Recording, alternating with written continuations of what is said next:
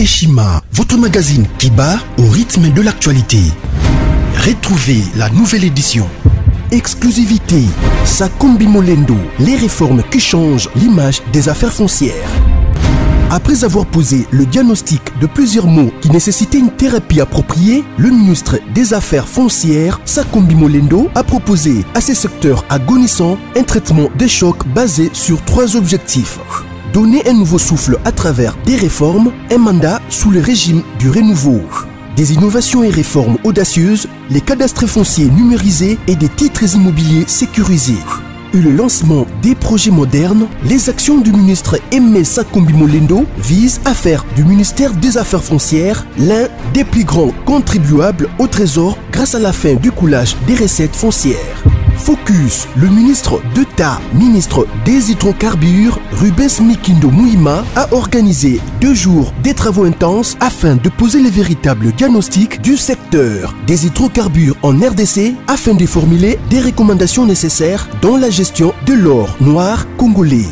Découverte, Jean-Michel Samalou Kondé, le nouveau chef des gouvernements qui travaillera en harmonie avec le président Félix Tshisekedi. Nation, le directeur général de la DGI, Barnabé Mouakadi, adresse ses félicitations à Monsieur le Président de la République, Félix Antoine Tshisekedi, à l'occasion de son investiture en qualité de président de l'Union africaine. À lire également, le directeur général de la CNSS, Agnès Mouad Nawej, adresse ses félicitations à son Excellence, Monsieur Jean-Michel Samalou Kondé, pour sa nomination au poste de Premier ministre. Lumumba, Mouzé et Étienne Tshisekedi, des héros immortels. Majorité parlementaire, la remontada de Félix Tshisekedi. Économie, fraude fiscale, un mal qui gangrène toujours le trésor public. Retrouvez l'intégralité du magazine Eshima dans les kiosques. Eshima Magazine, un nouveau standard d'information. Bonjour très chers internautes, bonjour et bon début à semaine Nabino surtout. Cela dépend de l'ère Oyobozo Kolanda Biso. Vraiment votre humble serviteur Benjamin Mwanasuka actualité au Nazali Bina Lelo Mukura Lelo Pena na équipe moko très costaud au bazar sur ma caméra. Tomoni Arnaud de Chilo mon compagnon de tous les temps. Tomoni kuna na machine kuna mutabeta rabido pour kota kuna banini ndeko na biso ransi. Tomoni et les karaka masozo qui est tellement kitoko.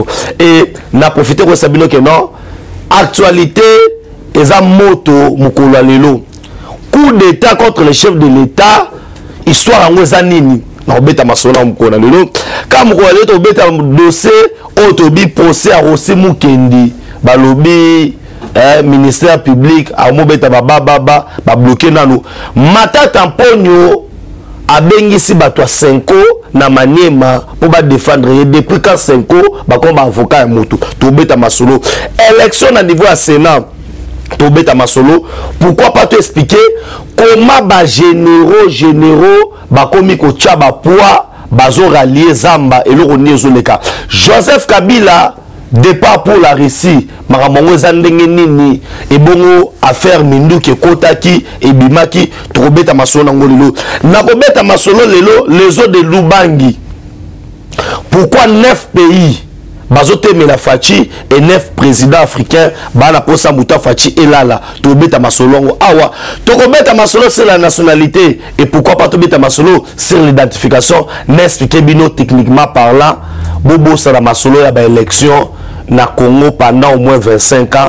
Pourquoi on a expliqué au Mukona lelo na banda lo bango lelo na lo ba on a sentiment pièce contre pièce na expliquer pourquoi pendant au moins 25 ans il faut to savoir ba élection parce qu'il faut tout ça la identification il y a solo je pense que à notre chilombozo comme on l'a to beta masolo wana et vous allez bongo du jour au jour tout expliquer ba imboka pourquoi d'entrée de jeu na pesi mote na bilonyo surtout pourquoi pas na pesa mote na papa na Crispin Chibambe et prophète Deko Mulema ba mote na belé pourquoi pas maman Nias Shindani maman Sara Neto Kanaki merci beaucoup to banda émission ya mkona lo na badi maman d'entrée de jeu bande kona ngai ça fait couler beaucoup d'encre de salive les solos il y a coup d'état est-ce vrai est-ce faux est-ce qu'il y a un coup d'état qui se prépare oui ou non je dirais oui et pourquoi parce que bah fait autre monde sur le terrain bafeni tomoni sur le terrain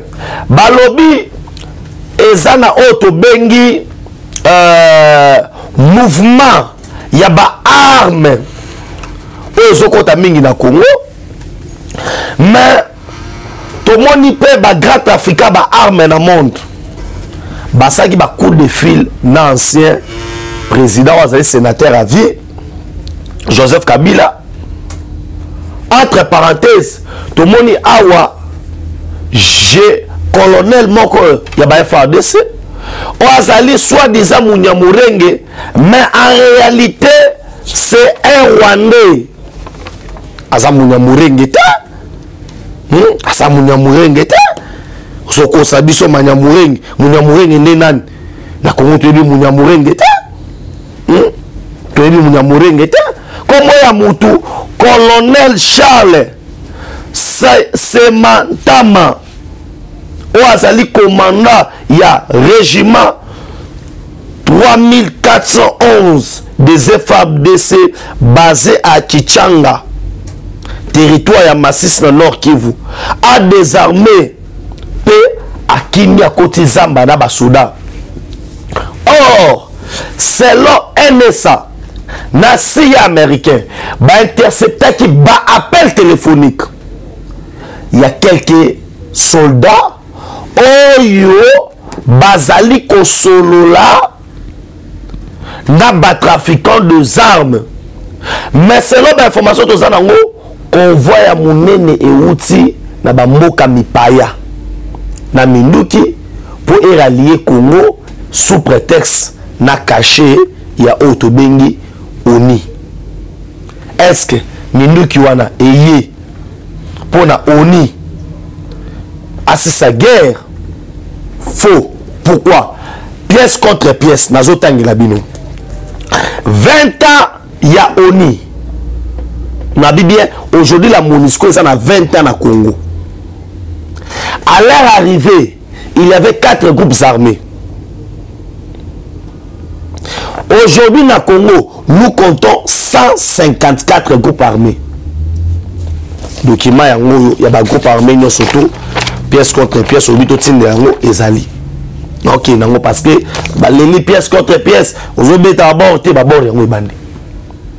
154 groupes armés. Baza ravitailler wapi? Dotation na bango utaka wapi? Baza financé par banani? Na Bible 154 groupes armés. Bago kutoka 4. Mais on est dans Congo. Lelo on veut à tout prix assassiner le chef de l'État. Pourquoi? Parce que le chef de l'État a picoli régime, il y a les Kabili na batunaye. Ah nazo bisayo quelques membres ya Kabili bana kati ya union sacrée. Nazo répéter on lolo ba lelo. Nazo bisayo union sacrée ça bisiko ba sans touté. Mais on a beaucoup appris. Quand mon pièce contre pièce, na décidé qu'on le bango ça veut dire trop c'est trop. Je suis le défenseur, il y a pas intérêt, il y a peuple congolais, na fati beto point bas. Quoi la maçon souté. S'il te plaît, quoi la maçon souté. Quand je vois que ça ne marche pas, je parle, je suis pas peur, il y a le bas. Et que aujourd'hui fati beto yokanga, on veut avoir toute la stabilité en Mokoyo. Il nous faut non, mettre les 5 points au faut de la stabilité. Mais nous avons on a ces informations qui et ça n'a mis que côté et nakotanga lelo 9 pays au bazali pour lui afachi ils ont écouté 10 Brazzaville pas à 4 mais Sassou abomine a tenu moto na se on beta basolangwa. Bon, on a n'importe quoi.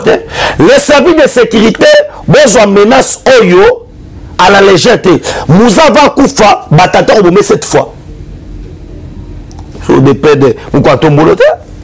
Vous voyez, monsieur Souana, vous voyez, une union sacrée, vous voyez, vous voyez, non, ça bongote, ça bongote. On a toutes ces informations là pour nous dire non, on ne peut pas que ça canalise sur beaucoup. Et que ça complot national qu'international, pour tel mélange jusqu'à la moelle épinière. Jusqu'au sacrifice suprême, on va accepter. Jusqu'à la mort, jusqu'à tout. Je demande sous son patriotique. Congolais et Congolais pas aux alliés. Quand on a mon Congo, mon ala moussouélité. Tous à Bomoko, soyons unis. Tout bunda, tout élément pour défendre cause de Bissou. Voilà on a distance de messieurs. Naolo makambo na yebi. Naolo makambo na yebi. On n'a que ce pays, on n'a que ce Congo. Yoza au vana so mais là on a qu'à na Congo, pena na Kini. On va pas accepter le mot et ça va s'opérer. On a tous ces allégations là. Banga ça présent magui, ba service de sécurité soit to pesi ba biloko boy. Bo bino no sko ko tana c'est bon luka biloko ça ba bisango. Parce que tout le monde on a ba colonel ba komiko kontika nini ota munya murengi. Tout ba munya murengi. Nzoka neti bo mona za surbe wa kenaki pour facha bomaki ministère de décentralisation. Koto akota ba Rwanda. Kope kufi. Au vote sundini. Allez, le kola bati kalina auto bengi base na bango na niveau ya ba FADC ou bazaba banani le moni en connaissance de cause batina qui première formation ya ba soda Égypte basoki na Israël baba kinda États-Unis passer par là parce que le président de la République veut consolider awana zo bisabino ce qui fait ça qui prévoyante atina basodo bakendaki na ville à Lubumbashi mais ana zo sokatanga tombé. Tout était déjà établi, tout était déjà au point.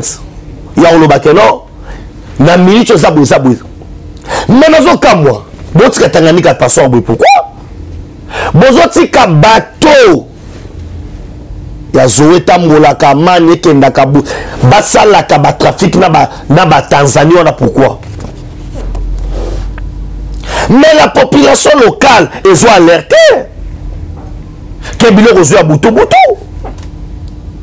faites quelque chose chef de l'état tozaka na yo fachi les leçons osate ngai na ebité sona suka wapi yeso mokonza mboka sate na ebité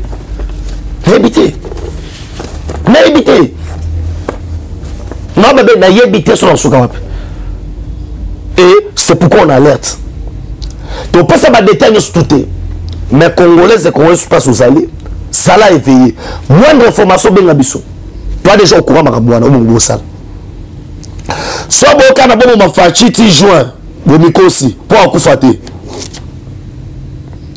so bozoka na bo déstabiliser Congo boko kate wana na mettre batuto en défi boko kate États-Unis telemi ba service aux électés biso pa parlementaire debout to kolemba te na koloba yango tina suka parce que mambozo simbate un coup d'état bongo sala bokate yango pour tout ce yebi déjà faites attention la Russie na ba nota en 9 pays 1 Rwanda Uganda Burundi Tanzanie Tchad Cameroun Centrafrique Soudan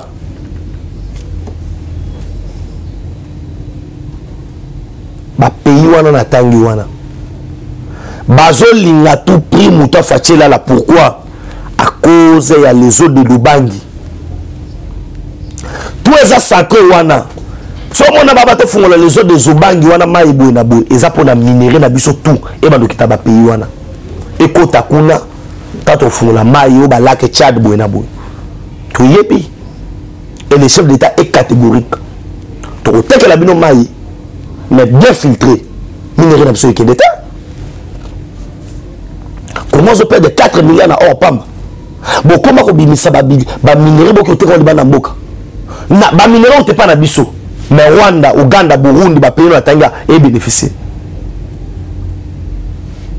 Fati témoin gênant. Pourquoi? Diplomatie avec les États-Unis d'Amérique. Il y a un autre Sabino bon matabo kita. C'est maintenant ou jamais. Je mets tout le monde en défi à où. Donc comme à décembre été. Guerre à Est aussi là. La Bible est comme à décembre mouloté. Guerre aussi là. Parce que nous connaissons les auteurs de la guerre. Kabila a eu un contact avec Baris et tout. Nous savons tout. Terminons ça. Afrique du Sud, il y a un pays Afrique du Sud. D'ici Kawapi, ba comploso beta mabutu butu. Afrique du Sud, ils ont déstabilisé, ils sont évidemment moinos. Mais bolon gâté, l'Afrique du Sud, bolon gâté. Là on va dire bolon gâté, bolon a bisoté, parce qu'on est plus que soudé et déterminé de mettre fin à la guerre à l'Est. Et nous allons moka, même s'il faut procéder à un sacrifice suprême. Alors ça là, pour peser en amoko, pour ça na bisoté. Tout suite au yebi, il y a un moni fachache école de guerre où on a priorité des priorités. Quelques militaires ont été information sur la kitake. Tout le monde a pris par américain et Maramozo qui est tellement kitoko. Mais les autres de Luba qui font au CDT. Au fond, il y a un canal où on a été. Papa n'a pas béton sauf le canal où on a tout l'élite. Nazo bête le solo moko oyoyo. Je pense que il faut éclaircir biso mo makambo belé. Na rotan à 5 points. 5 points wana oyo et ko tambusa. Voici les 5 points et les solutions pour mettre fin à l'insécurité à la République démocratique du Congo. 1. L'information, l'ouverture des enquêtes sur tous les dossiers criminels économiques. Bakrimi, au moins les lots oyoyo, tozo bundana biso a pamba. Si on met les enquêtes sérieuses dans Mokoyo pour tel qu'on définir bas criminel nyonso. Bato nyonso to basaba mabe. Okomona ke même na kata union sacrée. Même tout autour ya bato bazo balé banani ba préso kotonda classe politique rozala aseni au monake propre kokota parce qu'il y a plusieurs criminels économiques. Il faut que le peuple soit informé pour comprendre que beaucoup de leaders, de patrons de plusieurs regroupements armés bangonde bazana Kinshasa awa tu moni guerre sama na est wana ebele ya bato ba financer la guerre basala kaboye. Ce sont des soi-disant patrons à Kinshasa awa bomona mutafando non il est de l'est nzokane il y a des listes awa nzokane bazako financer toi tu le me permettre ngana tanga bazako financer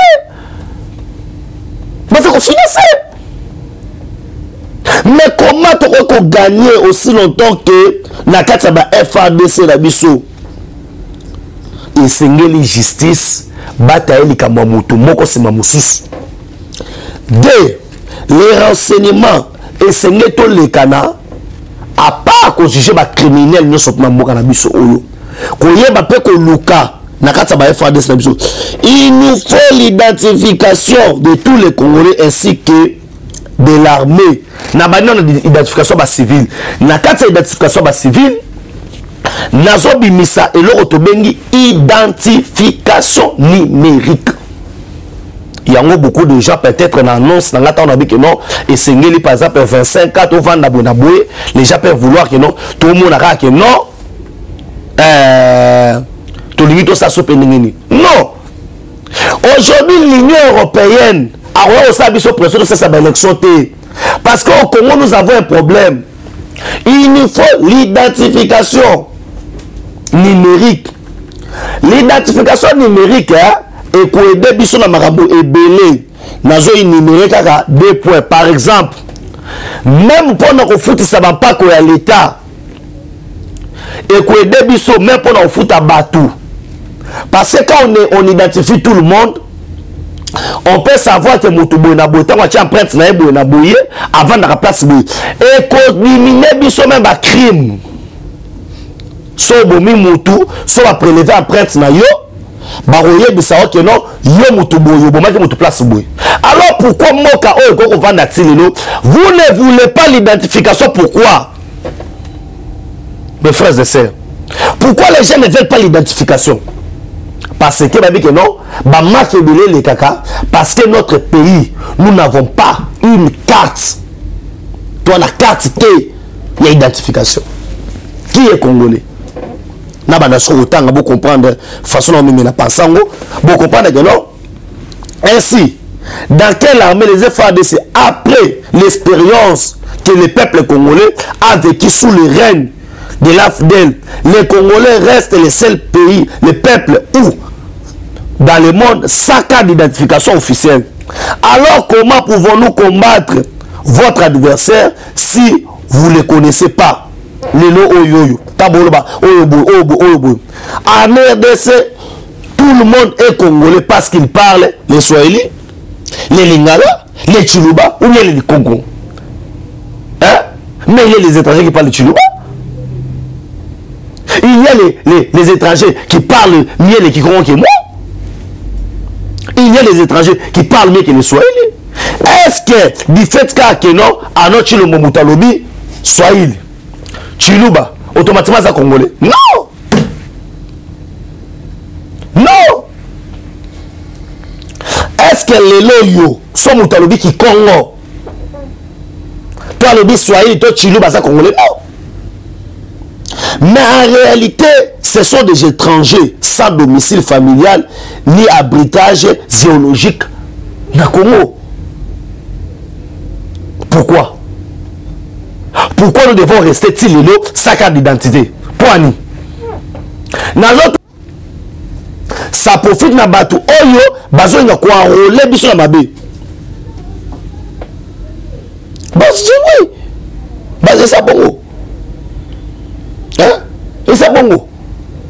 Au moins que muta ça de Congolais nous au mona avec na Congo na 2000 boyé, il se retrouve patron. Troisième thèse dans le lobby, refoulement et arrestation des usurpateurs illégalistes non originaires de la RDC. Pour manque de la présence d'État, il est préventivement nécessaire d'arrêter toute personne qui a usurpé la nationalité congolaise, tout criminel économique qui restitue tous les biens de l'État, refouler si possible. Après identification, qu'est-ce qui se fait? Si vous avez les Congolais, ils ont des taxes, ils ont des bilans, ils ont fout état que moi na moka. Mais ce sont les étrangers qui profitent de l'avantage. Cinquième thèse dans le lobby, réorganiser la réorganisation du service de renseignement, l'armée, la police. Il faut mettre de vrais Congolais patriotes qui feront la fierté d'identification, amener les vrais maïmaï dans l'armée pour combattre contre les groupes armés et défendre les pays. Armée bazouak étranger té histoire et puis c'est biso maïe. L'armée tous a besoin d'étrangers à défendre moka na yo té. Il va défendre ses intérêts. Moussa Laurent des Kabila na ba Rwandais awa. Et tel ce que d'habitude futa bato yo zongisa bango. Barwandais bayaki awa ko espionner biso. Bavana service à renseignement na biso. Secret d'état surtout ya Congo vendu à l'extérieur. Donc comment est-il à niveau ya serveur central la communication na Rwanda? Parce que ces gens-là, ils défendent que les intérêts. Il y a Rwanda. Il ne peut pas défendre les intérêts congolais. Tout ça, l'identification à Libya solo. ça l'identification à solo. Ça l'identification à solo. Moi, je vais évoluer. Non, dis moi, je ne vais jamais. Mais grâce à l'aide, il y a une identification. Il y a des civils, tout comme il y a des soldats. Papa, tout le monde est congolais. Tout le monde est congolais. Il y a des étrangers dans beaucoup. Je suis là, congolais. La diplomatie congolaise dans un partenariat avec les États-Unis. L'État congolais, pardon, doit toujours collaborer avec les Occidentaux pour développer la RDC. Un partenariat gagnant-gagnant. La RDC aura toujours besoin d'un allié puissant pour nos richesses, pour que nos richesses soient protégées. Non, les États-Unis. Les États-Unis. Malgré la relation internationale, il n'y a pas de cadeau. La relation internationale, toute relation est basée sur les intérêts. Les États-Unis ne veulent pas nous faire des gâteaux. Ils ne veulent pas nous donner des gâteaux. Mais ils travaillent pour l'intérêt. À l'entretemps, nous aussi nous profitons. Nous avons des guerres. Nani, école de guerre. Autre aussi, on va gêner belé. Bateau de beaucoup d'armée. Beaucoup d'armée. Na rosena na bino belé beaucoup d'armée. Ano chilombo kenda armée. On mata caméraman armée kuna. On filmera la guerre. On comprend que non, maramunde ke zawana ils ont des kitoko. Kenda armée vraiment et on sala bien. Parce que trop c'est trop. On en a marre. On a mukabo et compa bateau basabo. Bateau ba congolais té. Bazo bon ba donner sur la est. Bon bateau ba même la Kinshasa. Et les histoires continuent. Complot international pour assassiner le chef de l'État. Amoko ezala makambo. Vraiment bandeko ya ngai c'est ça penser na zagi nango. Ya koloba ke non. Il nous faut identification. Il nous faut l'identification tant l'armée, tant la civile. Comment on va kima? C'est pourquoi l'Union européenne, tranquillisez-vous. Vous n'avez pas de pression sur cette élection. Pour la ligne, bolingi identification T. L'identification qu'on développe RDC. On n'a pas un fichier. Il y a population à Congo. C'est grave. Même les investisseurs qui vont venir. Tout la quartier va combien? Chef du quartier, il y a un été. Chef de riz, il y a un nombre de vénité. Administrateur à territoire, il y a un nombre de population a été. Tout ce en 1960, ridicule, hein? Ridicule. Dans quelle montagne de nationalité? D'abord, à ce qui concerne la magistrature suprême, nous avons bien, quand on n'a pas de discussion, pour que ma présidente de la République fasse des pères et des mères congolaises. C'est simple. Mais les loyaux, c'est Moussous.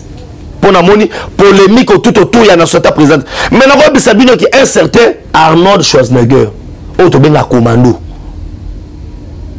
C'est un Autrichien. Naïbité. Mais il a fait sa vie aux États-Unis. À comme il va comme gouverneur. Mais Arnold Schwarzenegger a reposé la magistrature suprême des États-Unis. Aujourd'hui, la Chine, le Japon, ça m'a cassé pourquoi? Bazobana bango ba panza bango partout dans le monde. Bakende kozwa technologie à Taliban, ba na ba développer.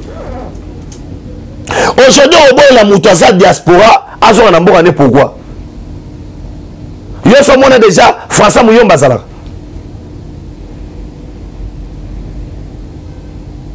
Hein? Bon sangai musonge.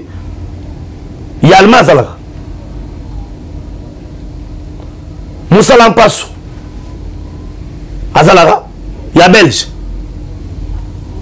comment Moutoumake ça on Belge nini pour vous dire que ce sont nos frères. Arrêtons ces histoires là. Premier ministre et Aza français, Aza français. Aza français ou tchèque français. On a besoin de nous na moka. Toi tu travailler. Na kei na dossier matata mpono. Ça me fait pitié. Comment on a prêtre de l'église. Boki rotambo tamona matata mpono. Quelqu'un qui a volé l'argent des contribuables congolais. Moutou a yibi mbongo mboka. Mais boki rotambo ça y est pour la hôtel banda ko ya tongi. Biloko privé ya ye. Mais basango 5 bokenda ki wana basango na monaki bokende pe bozwa pe kaka bino pe bozwa mutu bokende pe bukanga l'autre bokende ko la session ba réalisation matata pono comment bokende mutu ayibi mbongo mboka bobenga matata pono modèle ya gestion na mboko hein non sois sérieux mes frères sois sérieux oh non non ça a passé. Est-ce que matata a un modèle? La tournée madame matata mpo na sa modèle. Et là a fait le monument na ye atongi banda kuna ndenga lingi mais bozo sa mbo bolingi. Non. Je pense c'est ça la soni comme on a qui va prêtre de l'église. Oya ngana sambe la catholique. Bozo sa mbo bongo vraiment et soit dans la moutema un petit valeur matata mponyo la justice à répondre ah ça va preuve qu'il y a innocent hein non na wote mon dossier aussi mukendi o boyebi ke non akufa pona mambwetali nini élection na mboko yo le sous tribunal a envoyé à faire pour le 8 mars. Na kosenga été na niveau ba greffier bani bobo ngisa biloko wana so mike la dame Karina Akilelo to mona ke sous population da olola kiye ya obama banga bamaki coup de chapeau na bato bamai mimi mabanga bosaki bien vraiment n'encourager acte wana bobambaka bongo ça bien parce que bato le roi ba Karine wana il pensait que Kabila va rester éternellement dans beaucoup. Bon, mais la c'est Mukendi. Mais le rôle de la dossier dans la justice, moi, en tant qu'un analyste politique, n'a reçu beaucoup de commentaires sur ce dossier. Mais le 8 c'est comme on Zalawana, Bukatula Bukamona, Bukamona PLV, Wafa Chala Zalawana, Moussa Nabino, pour rassurer Bino sur mon dossier. Parce que Rossi Mukendi,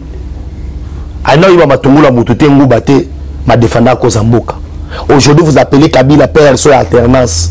Si Kabila était père de l'alternance, il voulait organiser les élections. Si Kabila était un démocrate, pourquoi pas on avait organisé les élections en 2016? On pouvait éviter la mort de Rossi. Je pense que coup de chapeau dans la justice, Bossa Masolo na Kitoko. Quel moment a dossier élection dans le Sénat?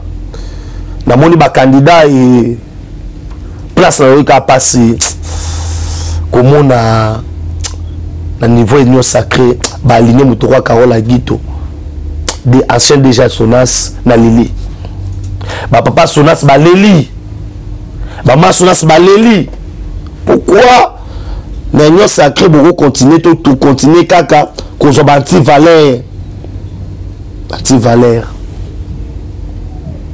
ngana senga on a évité et sur la makasi j'ai eu des larmes aussi pour la omona keno batuana biloko basali ya kitoko te bandeko na ngai Karola Guito ozonga wana po abanda un Karola Guito un servante ya mutema ya Kabila awana effacer ba trace o tabu momba yibi vraiment mokonza mboka na kati ya union sacré fungola miso s'il vous plaît mokonza mboka ba ministre tout ba yiba bazonga te bato tout bazar cité na rapport Mamping na gouvernement tout monde na bangote vous pensez bato sous ba chance est-ce que tanga mika pour muta za ministre fozara yo non yo vous pensez tout sous ba chance pourquoi vous pensez pas chance ministre et ça na tangi classe na défendre intérêt na ngate mais na défendre intérêt bato belé bino bato bakomo rendre coopérer au somba ministère bokeba toza bino tuna suka bokomo kende pas ba secrétaire général ba parti oh bossa ça va matinée bossa ça va boyer on n'est pas d'accord avec ces histoires là toza ba marche plein à bato te biso ta marche plein à bato te ya ministre zo luka ba combattant lelo awa luka ba to boyer tant que ça ministre engagé ba to combien bon engagé à famille na bino non Nazana posa il y a les hommes qu'il faut à la place qu'il faut même si c'est pas moi même si c'est pas un autre Chilombo mais ils ont la moto à compétent les mêmes causes vont produire les mêmes effets mais c'est ça Malukonde premier ministre excellence avec tous les respects dans Pesayo Salam Moussa na onenge sengeni soki batindeli yo batu na ba parti politique o biso wa membre parti politique X to boya bango boya batu wana po belele lo awa na yo ki déjà commis benga butu boye boya na $5,000 bo mela tamai ozaki opopesa $5,000 mela mai lelo yo ya congolais zo maele moi je pense que nyoso koleka na tamie pa mokonza mboka pe ko simba te na kena sujet na ngasuka po ba selinga déjà que non tango di foueni tango se koki wafa washala Benjamin Mwana Suka pièce contre pièce chouchou na mno lingaka yeyo pour soutenir pour benga pour semaine yo sauf imprévu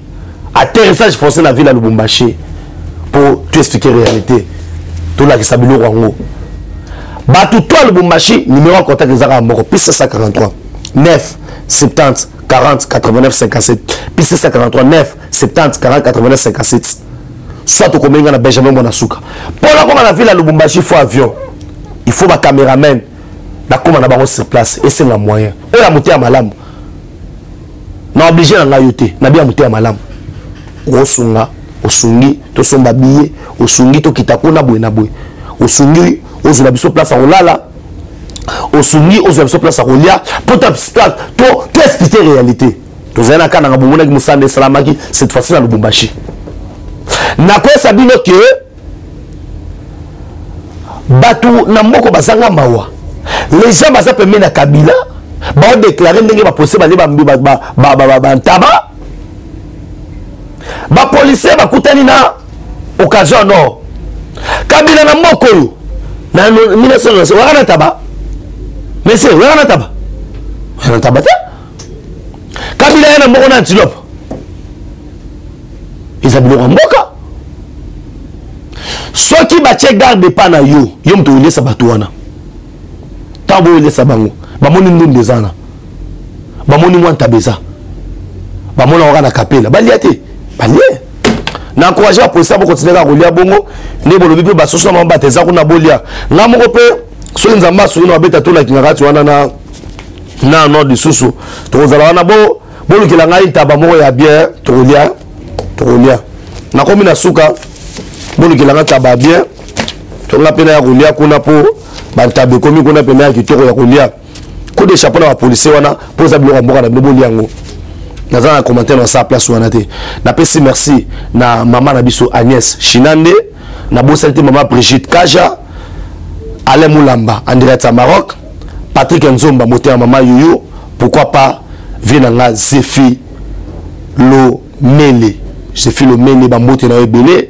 Et pourquoi pas n'appeler ça monter dans le professeur Deo Moulema et pourquoi pas papa Crispin Chibambe yabino monter ngwana na Rosala Ingra sur la PC merci na notre Chilombote mutazana c'est ma caméra pourquoi pas dans la montage kuna autobine na biso rancé et Nzambe aleka na pambola bino soko le soazongité tokota mkwalebu mais rendez-vous à ne pas manquer à partir de fin de semaine oyo dans Zabien et bien la ville ya Lubumbashi vous préparez bakaliko les amis de Benjamin Mwanasuka kande to kanaki vous avez bien un rapport. Merci beaucoup.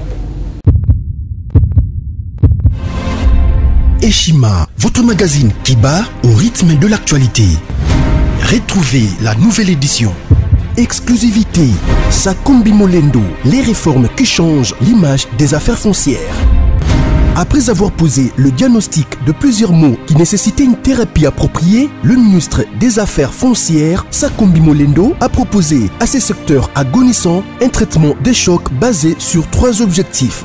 Donner un nouveau souffle à travers des réformes, un mandat sous le régime du renouveau. Des innovations et réformes audacieuses, les cadastres fonciers numérisés et des titres immobiliers sécurisés. Et le lancement des projets modernes, les actions du ministre Aimé Sakombi Molendo visent à faire du ministère des Affaires foncières l'un des plus grands contribuables au trésor grâce à la fin du coulage des recettes foncières. Focus, le ministre d'État, ministre des hydrocarbures, Rubens Mikindo Mouima, a organisé 2 jours des travaux intenses afin de poser les véritables diagnostics du secteur des hydrocarbures en RDC afin de formuler des recommandations nécessaires dans la gestion de l'or noir congolais. Découverte, Jean-Michel Samalou Kondé, le nouveau chef des gouvernements qui travaillera en harmonie avec le président Félix Tshisekedi. Nation, les directeurs généraux de la DGI, Barnabé Mwakadi, adresse ses félicitations à Monsieur le Président de la République, Félix Antoine Tshisekedi, à l'occasion de son investiture en qualité de président de l'Union africaine. À lire également, le directeur général de la CNSS, Agnès Mouad Nawej, adresse ses félicitations à son Excellence, Monsieur Jean-Michel Samalou Kondé, pour sa nomination au poste de Premier ministre. Lumumba Mouzé et Etienne Tshisekedi, des héros immortels. Majorité parlementaire, la remontada de Félix Tshisekedi. Économie, fraude fiscale, un mal qui gangrène toujours le trésor public. Retrouvez l'intégralité du magazine Eshima dans les kiosques. Eshima Magazine, un nouveau standard d'information.